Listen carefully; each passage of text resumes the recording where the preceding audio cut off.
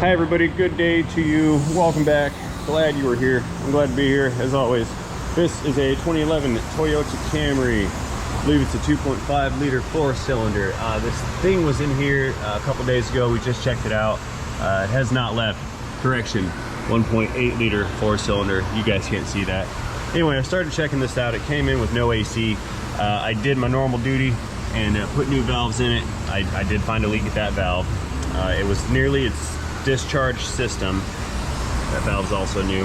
However, when I recharged it to spec, turned it on, the compressor engaged and it was trying to run.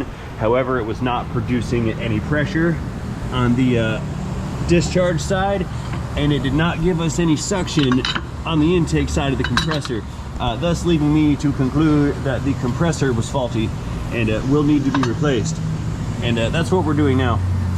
Now, there's a caveat to that, because if compressors decide to blow themselves up, they can send metal shards and debris moving throughout the system, and that can cause additional damage, like clogs to heat transfer components such as condensers and evaporators.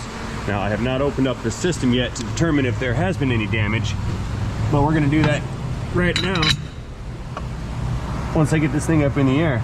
What we need to do is I'm going to go ahead and discharge the system again, and once it's discharged I can open it up and I'll pull the lines off headed to the condenser, and we're going to see if there's debris in the intake line for the condenser. If there is debris, we're going to have to replace that condenser as well. So stay tuned, this is going to be a very good video. Moving on up, green subscribe button. That's a new thing. Alright, so we know we have to discharge the system again. So I'm going to hook the machine back up, and while this thing is pulling out the refrigerant, we'll go ahead and take the cover off, loosen the alternator, and we'll get the belt removed. See, that way, the machine can be doing something, and I can be doing something at the same time. This is how we generate efficiency. That way I can sit around, wait for parts. Begin re-evacuating now. Don't need you, plastic cover. Okay, the recovery process has begun. I'm gonna go ahead and take this alternator loose. It's got two bolts that hold it in, one down here and one up here. And this device here is the tensioning device. It does not have an automatic belt tensioner, so we adjust this thread to run this out, and it'll actually tighten the nadir against the belt, and that's how belt tension is achieved. So I have to loosen this, and then we'll pull this nut out right here, and that'll allow the alternator to move, and then I can remove the belt. It's a Toyota thing.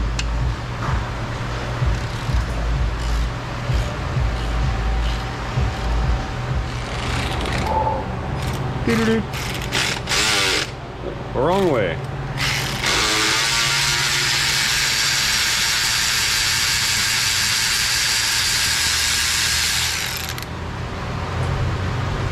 And here's our belt.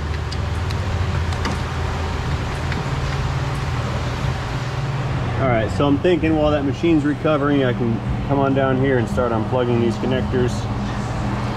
There's one. We got another one. That one's for the clutch right there. It's going to be a little harder. I can't seem to reach anything. That's alright, we'll figure it out. I'll give it the two-handed reach around.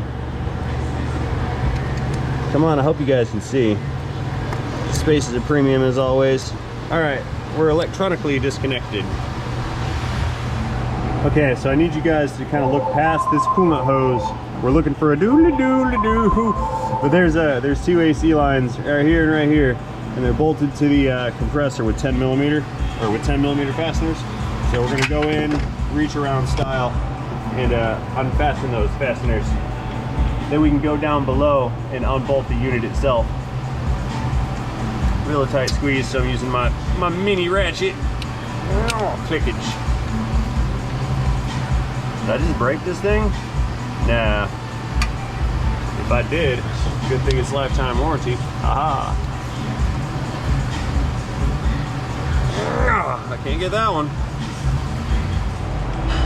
Real quick, this is why some of us spend a lot of money on little sockets. Like, here's a very expensive, super low profile 1/4" socket. And here's a regular size socket.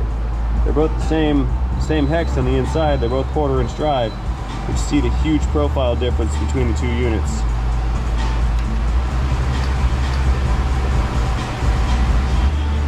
That's why we spend an ungodly amount of money on tools sometimes. Just for those little conveniences of life that make things even possible sometimes. Like flashlight gravity. I think I can get these out by hand. They're loose, I just gotta turn the fasteners and get them out of there. Very slow and meticulous type of process. So I can only barely put my fingertips on them. Obstructions, you know. Alright, I've got one coming out on the suction side.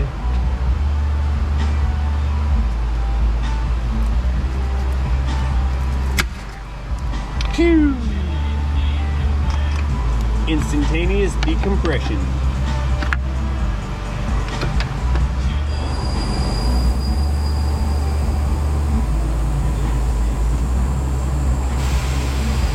Come on, you.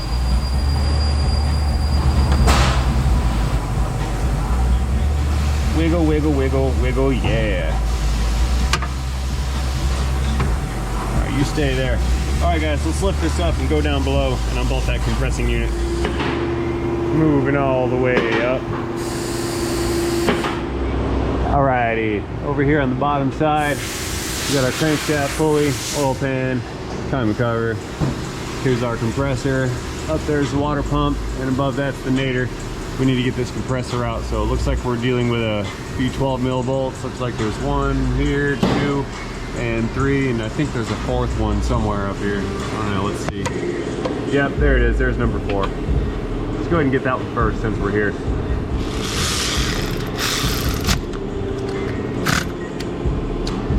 Unclick. That's tight. Whoa.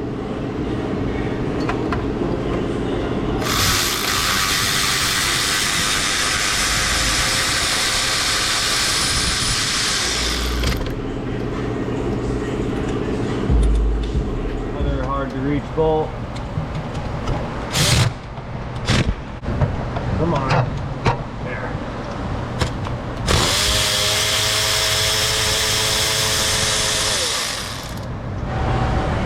Alright, 2 down, 2 to go. Maybe. There.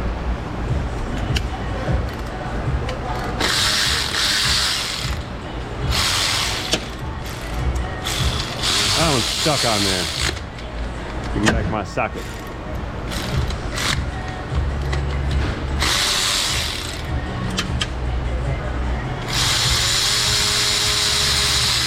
Well, that's cool. It brought the whole stud with it. Less obstruction for me. Ooh, scary.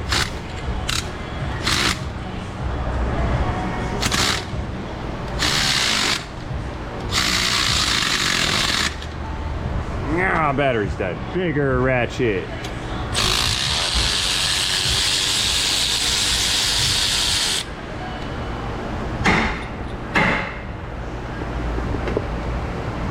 Come here, compressor.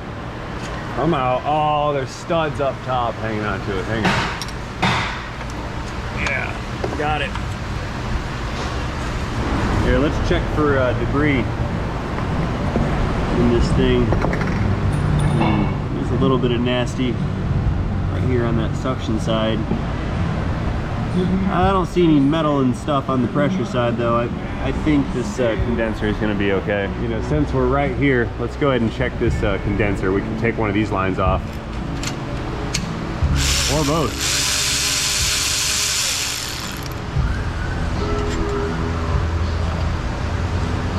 Just looking for some black death with some metal chunks. I'm out. In there. That looks good. Yeah, there's no nastiness in there. Compressor has not destroyed the rest of the system.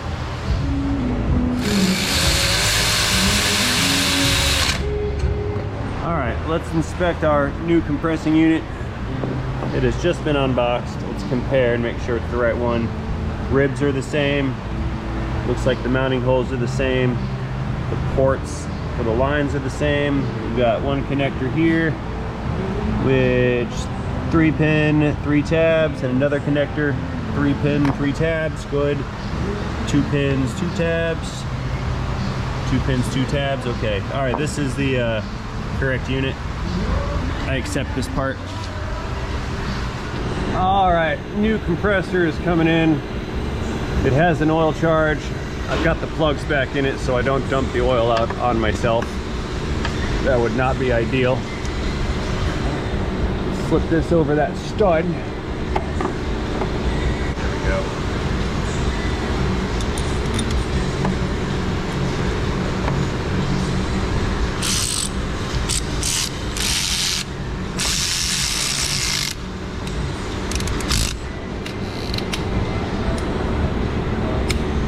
Click.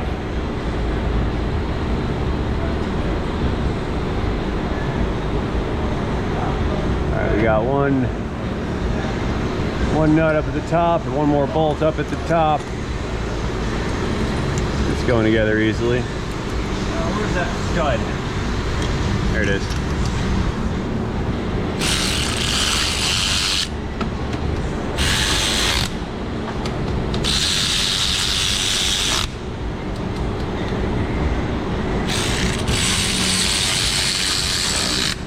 All right, compressor is mounted. We pull these plugs back out and we'll get everything resealed. All right, I'm going to need a new O-ring here. I don't want to reuse the old one. It's probably out. It's probably okay, but while we're here. Uh-oh. Oh no, I need that. There it is, I got it. O-ring gravity. Alrighty, new O-ring coming in. It's green, so you know it's good. And we'll just pluck that guy right back into where it goes, which is, I lost the hole. Let me give it the finger chest here. I'll find it. Where is that little hole? Uh-oh. I lost it. Well, here, I can plug this thing in. There we go. See, we're always moving forward.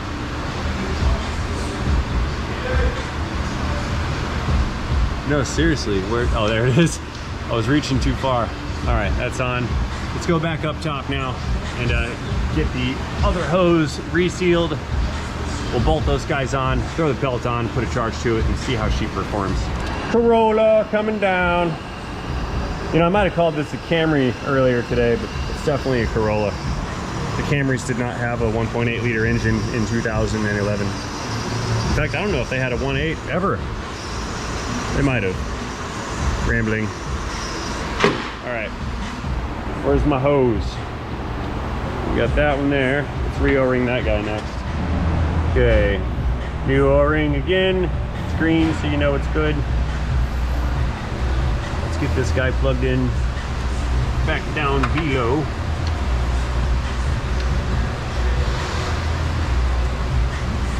And then we've got 2 bolts to secure these lines. Plugs are plugged in. Let's get these bolts in and see how she runs. All right, one is in. Let's initiate the click. And then we'll bolt that second one on. And there's our click. 13 foot-pounds of torque. Uh-oh. There it is. All right, second bolt is going in. I've also got the AC machine connected and it's pulling a vacuum as we speak, since both these lines are attached. And then soon we will have recharging action. Almost. pickage. Woohoo! All right, let's get our belt in. All right, there, belt. You know what to do. You get this around the crank pulley first. It's always the good starting point. And then up and around the compressor. And up and over the nadir if I can manage. Nope, I slipped. Lost it all. And under water pump over alternator. There we go. Belt is in position. Beginning alternator tightening sequence now.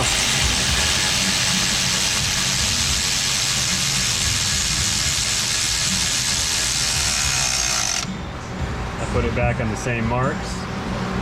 And that's a little loose, a little bit more. There. Oh, that feels good. Okay, lock it down. Kickage. Alternator locked down. And of course, we've got the pivot bolt at the bottom. Must not forget that one. Additional pickages. And a grunt. Gravity. All right, we are ready for the charge. Vacuum test has been completed. It is holding 29.9 inches. All right, begin charging now. Looks like our charge spec is 1.04 pounds of R134A refrigerant. As soon as this machine hurries up and gets out of my way, we can install said charge 1.0, oh no, not 10 pounds, 0.104 pounds refrigerant. And I like to do low side charges because I'm weird that way. Nope. There we go. Begin charging now, please. Charging nearly complete. Charging has slowed, building tank pressure. Yeah, it's not gonna send it anymore. Yep.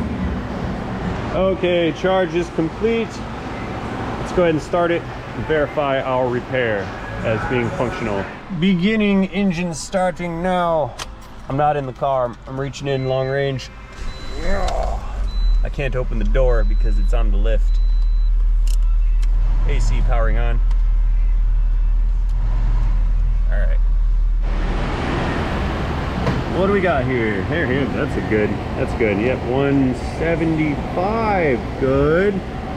35, good. We're all doing what we're supposed to be doing. Our fan is running. That is critical to have the electric fans running. Gotta have the fan. Our alignment on our belt is good. Pressures are good. Make sure it's cooling. I'm sure it is. Yes, it is, but don't take my word for it because you can't feel through the camera. But there is something else we can do here. We can put a thermal meter in there and that'll tell us what our center vent temperature is going to be. So here's the thing, you guys. See these guys, how they have these little sleeves on them? I often use the thermometers with the sleeves, and then everybody tells me you cannot use the sleeve because it insulates the probe, which is really not the case. It'll totally work with or without the sleeve. I like the sleeve because you can clip it onto stuff and it protects this, so we're just going to do that with the sleeve. In fact, we're going to move it over here, fire it up. You begin indicating cold now. We'll be right back in just a second.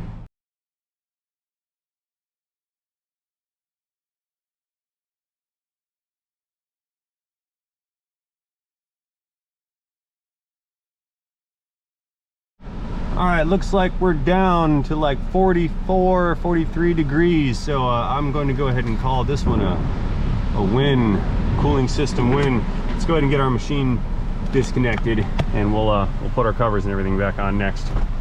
Powering down. No, you know what? We're just gonna let it chooch. We'll let her go for a while. I don't need to shut it down. Pressures are great, 200, 32, 33. Let's go ahead and get this guy disconnected here. We are done. And we will also need to recover the lines.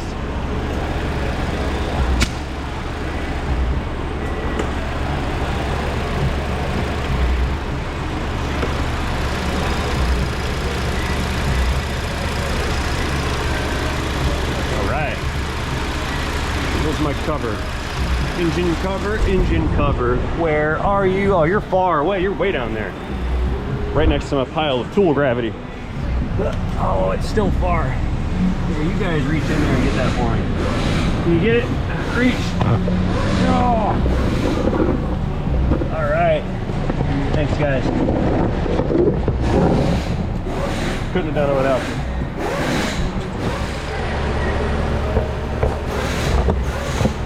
Decorative. Alrighty, looking good. Time to get my stuff out from under here. This car is complete and it's getting parked. System operating as normal. Successful repair. Alright guys, we're all done here. As always, I'd like to thank you for watching. Hope you enjoyed this video. If you did, tap that like button to let me know. The interactions by you, the viewer, is what lets YouTube know that you enjoyed this video and that I'm doing a good job. And I'm sure you know by now that if YouTube thinks I'm doing a good job, it's far more likely to recommend my content to other potential viewers. Look at that, 42. And that's good for them. That's also good for me. So again, and as always, thank you for watching. And most importantly, don't forget to have yourselves a great day. See you guys later. Ending Toyota. Honks for safety. Powering down. Goodbye, Corolla.